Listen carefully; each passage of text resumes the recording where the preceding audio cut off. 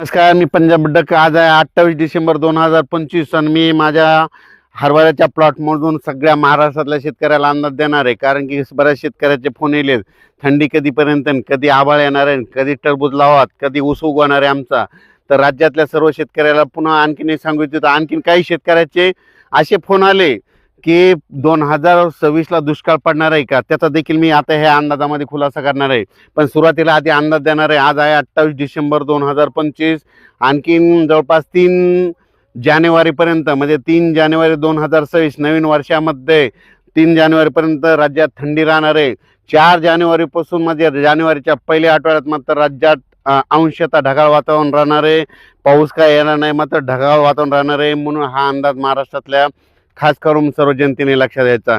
सांगायचं झालं तर पूर्व विदर्भ, पश्चिम विदर्भ, दक्षिण महाराष्ट्र, उत्तर महाराष्ट्र, कोकणपट्टी, खानदेश सगळीकडे चांगलं ढगाळ वातावरण राहणार आहे. त्याच्यामुळं हरभरा पिकाला फुलं लागतात, ज्यांना टरबूज उगवण्यासाठी फायदा आहे, ऊस उगवण्यासाठी खूप देखील फायदा आहे. म्हणून हा अंदाज सर्व शेतकऱ्यांनी लक्षात घ्यायचा. म्हणजे सांगायचं झालं तर नवीन वर्षात जानेवारीच्या पहिल्या आठवड्यात राज्यात ढगाळ वातावरण राहणार आहे, पण महाराष्ट्रात मात्र पाऊस पडणार नाही. म्हणून हा अंदाज सर्व शेतकऱ्यांनी लक्षात घ्यायचा.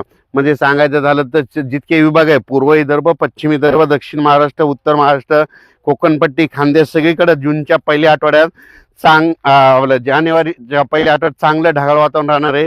म्हणून हा अंदाज सर्व शेतकऱ्यांनी लक्षात घ्यायचा. पण राज्यात मात्र आणखी शेतकऱ्याचे फोन आले की 2026ला दुष्काळ पडणार आहे का. शेतकऱ्याला सांगू इच्छितो की 2026 मध्ये सरासरी इतका पाऊस पडणार आहे. उदाहरण सांगायचं झालं तर तुम्हाला एक उदाहरण म्हणून सांगू शकतो की एक समजा आमचा परभणी जिल्हा आहे, तर आमच्या परभणी जिल्ह्यामध्ये दरवर्षी 650 ते 700 मिलीमीटर पाऊस पडतो. तर सरासरी तितकाच पडणार आहे. यंदा काय झालं, यावर्षी 2025ला मात्र 1300 मिलीमीटर पाऊस पडला. आणखीन एक उदाहरण सांगतो, सोलापूर जिल्हा आहे.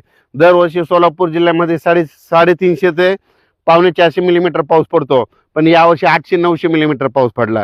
म्हणजे सांगायचं झालं तर म्हणजे जसा 25ला पडला ना, तितका 26ला पडणार नाही, फक्त सरासरी इतका पाऊस पडणार आहे. म्हणून हा अंदाज लक्ष घ्यायचा. म्हणजे दुष्काळ काय वगैरे पडणार नाही, मात्र जितका पाऊस कमी तितके मात्र पिकं जोरात येणार आहेत. म्हणून हा अंदाज लक्ष घ्यायचा. पुढच्या वर्षी देखील हरभऱ्याचं पीक खूप चांगलं येणार आहे, यावर्षी देखील खूप चांगलं येणार आहे. आणि हे पाहू शकता, आपला 48 दिवसाचा हरभरा आहे आणि याला रेन पाईपनं पाणी दिलं, आणखीन देखील पाणी चालू आहे. कसा प्लॉट आहे, असं पीक यावं लागतं. म्हणजे जे निसर्गाच्या भरोशावर ना, त्या पिकाला आणण्याची माणसामध्ये धमक पाहिजे, तर तो खरा शेतकरी असो. द्राक्ष पट्ट्यातल्या शेतकऱ्याचे फोन आले, पाऊस येणार आहे का. द्राक्ष पट्ट्या शेतकऱ्याच्या अंदाजाची बातमी, पाऊस काय येणार नाही, त्याच्यामुळे काही चिंता करायची गरज नाही.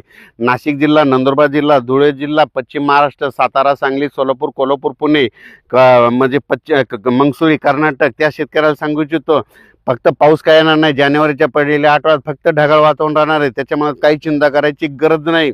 फक्त देशामध्ये सांगायचं झालं तर मला जानेवारी 2026च्या पहिल्या आठवड्यात मात्र तामिळनाडू, केरळ त्या पट्ट्यात, मला तामिळनाडू राज्यात आणि केरळ राज्यात आणि आंध्र प्रदेश आणि तेलंगणा त्या पट्ट्यामध्ये पाऊस पडणार आहे. त्याच्यामुळे आपल्या महाराष्ट्रात जानेवारीच्या पहिल्या आठवड्यात ढगाळ वातावरण राहणार आहे. म्हणून हा अंदाज लक्षात घ्यायचा.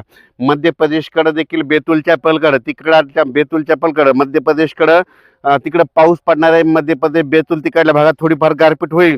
त्याच्यामुळे काय होणार आहे, अमरावती, मोर्शी तालुक्यात जास्त, पश्चिम विदर्भात मात्र अमरावतीकडे तिकडे जरा जास्त आभाळ येणार आहे. म्हणून हा अंदाज सर्व शेतकऱ्यांनी लक्षात घ्यायचा. अचानक वातावरण बदल झाला तर लगेच एक अंदाज दिला